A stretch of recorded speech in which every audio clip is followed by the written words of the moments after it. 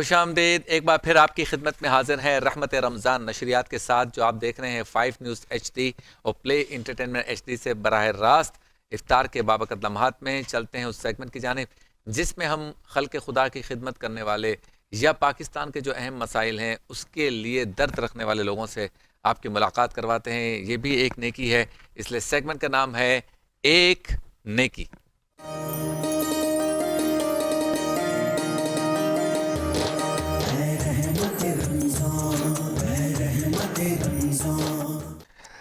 मौजूद है मेरे दाएं हाथ पर डायरेक्टर हैं IK फाउंडेशन के और तालीम के शोबे से वाबस्ता हैं, जानते हैं कि एजुकेशन को कैसे चलाना है, कैसे ये पनप रही है, कहाँ फ्लॉज हैं। मेरे दोस्त हैं इमरान खालिक साहब, हमसे मोहब्बत करते हैं। अस्सलाम वालेकुम। बहुत शुक्रिया इमरान भाई, आप तशरीफ लाए। बहुत शुक्रिया सर, आपने बुलाया और आज आप आए हैं, मौसम भी अच्छा है। मौसम वाकई में बहुत कराची का मौसम बहुत अच्छा है। लोग कह रहे हैं कि ईद और बासी दोनों में बारिश होगी तो कपड़े नहीं सिलवाने पड़ेंगे, क्योंकि अब सबको यही कहना है भाई कपड़े तो वैसे ही ख़राब हो जाएंगे तो जनरली चला लेते हैं इंशाल्लाह। अस्सलाम वालेकुम, कैसे हैं गुलाम मुस्तफ़ा सयाल साहब? वालेकुम अस्सलाम। अच्छा, गुलाम मुस्तफ़ा सयाल साहब से मेरा बहुत पुराना ताल्लुक़ है, तहरीकी भी है, नज़रियाती भी हैं, दीन के लिए भी मेहनत करते हैं, दीनी लोगों से मोहब्बत भी करते हैं, पाकिस्तान से प्यार करते हैं, और ये है सेक्रेटरी अंजुमन असातिज़ा पाकिस्तान के। इनसे भी गुफ्तगू कर रहे हैं। बहुत शुक्रिया, आप तशरीफ़ लाए। और इनके साथ हैं अकील अली एडवोकेट साहब, ये एडवाइज़र हैं अंजुमन असातिज़ा के और ये भी दर्द रखते हैं तालीम और तालीमी मामलात में। बहुत शुक्रिया, अस्सलाम वालेकुम, आप भी तशरीफ़ लाए। अच्छा इमरान भाई, सबसे पहले तो शिकायत जो मेरे पास आती रहती है, मैं ख़ुद भी अपने बच्चे चूँकि वो भी पढ़ते हैं तो ये बात देखता रहता हूँ, इतना प्रोफेशनल कर दिया तालीम को, इतना प्रोफेशनल कर दिया कि हमारे पास ऐड आते हैं कि हमारे इस कोचिंग सेंटर के, हमारे इस कॉलेज के, हमारी यूनिवर्सिटी के ऐड चलाएं, 40 लाख 50 लाख रुपए ले लें। इतना कमाते हैं तालीम में लोग? कुछ कमाते हैं और कुछ इंसानी खिदमत भी के लिए भी काम कर रहे होते हैं। मिक्स हर तरह के लोग हैं, तभी ये दुनिया चल भी रही है। हाँ। तो हर तरह के हैं। कुछ मतलब इस तरह के अदारे बन चुके हैं जो होटल का 5 स्टार होटल का लुक आपको मिलता है कि आप अंदर घुसते हैं तो आपको लगता है 5 स्टार होटल में आ गए। तो उनकी फीसें फिर आसमान से बातें कर रही हैं। वहाँ एडमिशन भी नहीं मिलता, बच्चे की पैदाइश से पहले ही आपको वहाँ पे अपना रजिस्ट्रेशन करवानी पड़ती है। आपको पता भी नहीं है कि बेटा या बेटी है, लेकिन आपको रजिस्ट्रेशन पहले करानी पड़ती है। अल्ट्रासाउंड देख के तो नहीं करते? नहीं, वो डायरेक्टली वो डायरेक्टली मतलब आपकी रजिस्ट्रेशन हो जाती है बच्चे की, आपको पता नहीं है कि कौन है, और फिर उसके बाद आपका इंटरव्यू वगैरह हो जाते हैं। सर अब स्टेटस सिंबल हो गई हर चीज़ ना। जैसे पहले ये था कि ब्रांड है वो वाली बात हो गई ना, कि पहले जैसे आप एक चीज़ होती थी कि आपने कहता यार बड़ा हूँगा, बच्चा कहता था मैं गाड़ी ये लूँगा, अगर बड़ा हूँगा तो मोबाइल ये लूँगा। अब इसी तरह ये होता है कि भाई शादी होगी, बच्चा होगा तो इस जगह पे बढ़ाऊंगा। तो ये जब चीज़ें आती जाती हैं तो फिर, और नो डाउट वो पढ़ाई भी फिर वैसी दे रहे हैं।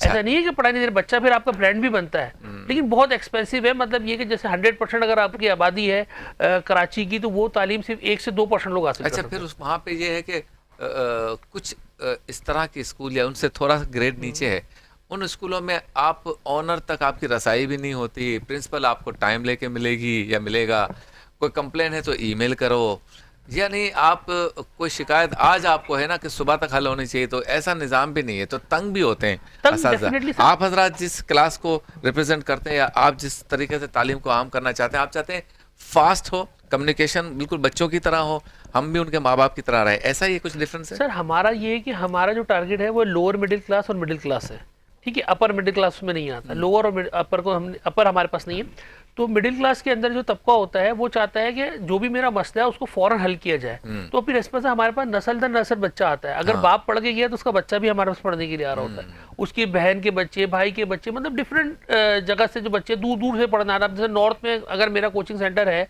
और एक बच्चा है जो नॉर्थ में रहता है पढ़ने आ रहा है, तो उसकी जो बहन के बच्चे या भाई के बच्चे जो कि वहाँ पे रहते हैं मेमार में, तो वो मेमार से नॉर्थ में पढ़ने आएगा। ऐसा नहीं है कि मेमार में कोचिंग सेंटर नहीं है, लेकिन वो सेटिस्फाई इस वजह से होता है कि हम 24 आवर्स उनको अवेलेबल होते हैं।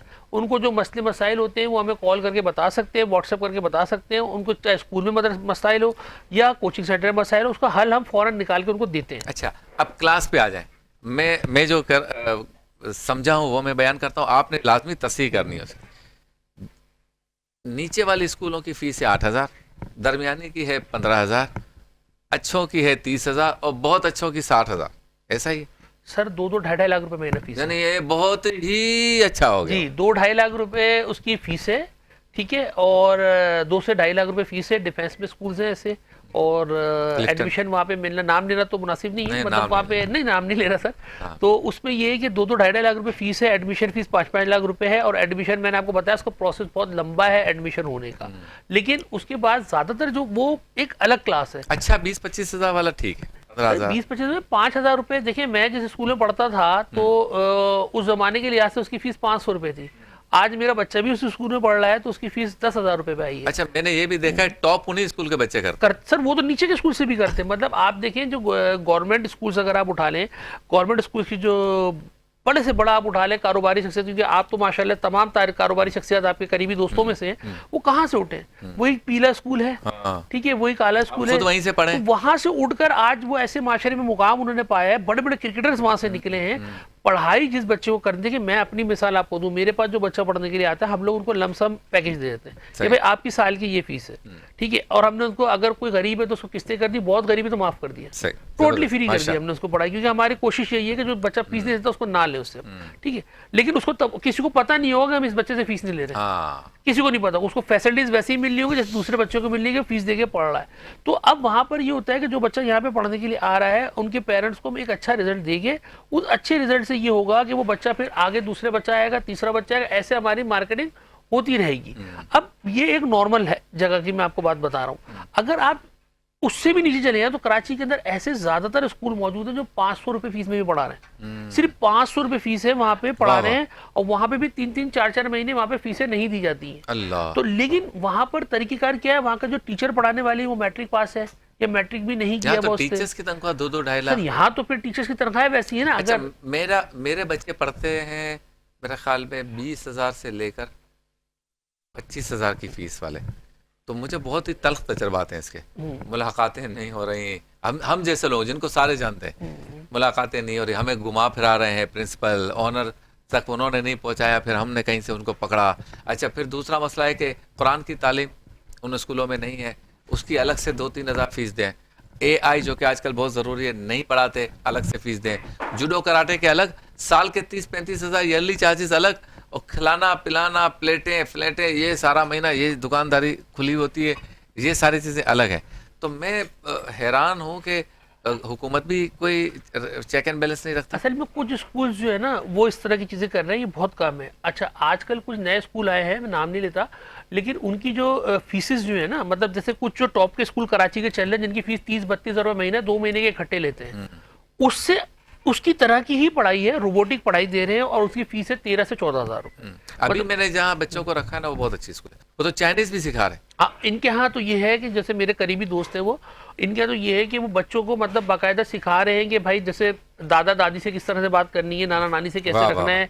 फिर वो बच्चा छोटा, चाहे समझे 1-2 क्लास का बच्चा, उसको बाकायदा ऊपर रूम बनाया हुआ है कि भाई आप बेड से उठते हैं तो चादर अपने ऐसे करते हैं। मतलब उधर वहाँ पे आपको रोबोटिक पढ़ाई भी मिल रही है और आपको नॉर्मल पढ़ाई भी मिल रही है, आपकी तरबियत भी की जा रही है, और फीस ऐसी है कि 13 से 14 हज़ार रुपये। तो उससे क्या हुआ कि उनकी ब्रांचेस भी इतनी जल्दी, कराची के अंदर ही तकरीबन 10-12 ब्रांचेस है, लाहौर में ब्रांच उनकी बन गई है, हैदराबाद में उनकी ब्रांच बन गई, मतलब बहुत जल्दी ग्रो कर रहे हो। बहुत खूब, माशाल्लाह, कितनी मालूमात मिली हमें इमरान भाई से। अच्छा, बात हो रही है असातिज़ा की। टीचर्स अहम है, कितना ही बड़ा इंस्टीट्यूट हो, अगर टीचर्स ही अच्छे ना हो तो आप बच्चों को क्या मतलब बना के निकालेंगे वहाँ से। तो असातिज़ा बहुत अहम है, इसीलिए हमने अंजुमन असातिज़ा वालों को यहाँ बुला रही है। गुलाम मुस्तफ़ा साहब, एक बार फिर शुक्रिया। उस्ताद जो अपना मकाम रखता है शरीयत में, दीन में, माशरे में, सोसाइटी में, मेरे नज़दीक, आपके नज़दीक, उस्ताद खुद ऐसा बन भी रहा है कि उसको वो मकाम मिले। बहुत शुक्रिया शबीर भाई, आपने इस खूबसूरत प्रोग्राम का मुझे हिस्सा बनाया, बहुत शुक्रिया। और ये बहुत अहम मौजू जिस पे हम गुफ्तगू कर रहे हैं, बुनियादी जो जिम्मेदारी है वो उस्ताद की है। उस्ताद कौम का मेमार है, एक नेशन को लेके चल रहा होता है, लीडर होता है।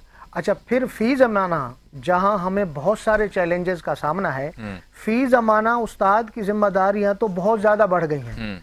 इसलिए कि आज का जो बच्चा है वो, आज के जो इंस्ट्रूमेंट आप देख लें कि मोबाइल है, इंटरनेट है, दीगर मुआशरती खराबियां हैं, बहुत सारे चैलेंजेस हैं, उन सारे चैलेंजेस का वो सामना कर रहा है।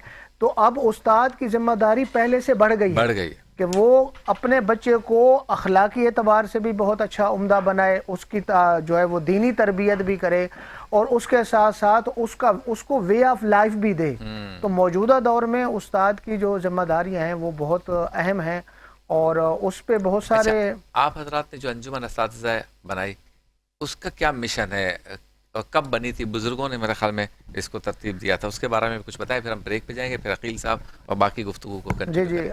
अंजुमन असातिज़ा पाकिस्तान बुनियादी तौर पर इसका क़याम 1980 में 5 अप्रैल 1980, माशाअल्लाह। अभी इंशाल्लाह अप्रैल के महीने 46 में साल 5 अप्रैल को योम तासीस भी आ रहे हैं अंजुमन का। तो इसका बुनियादी मकसद जो है वो हकूक़ की ज़िम्मेदारी और इसके अलावा नज़रिया पाकिस्तान का तहफ़्फ़ुज़, वाह वाह, और सबसे बुनियादी जो मकसद है कि असातिज़ा के अंदर इश्क़ रसूल सल्लल्लाहु अलैहि वसल्लम की शमा को उजागर करना।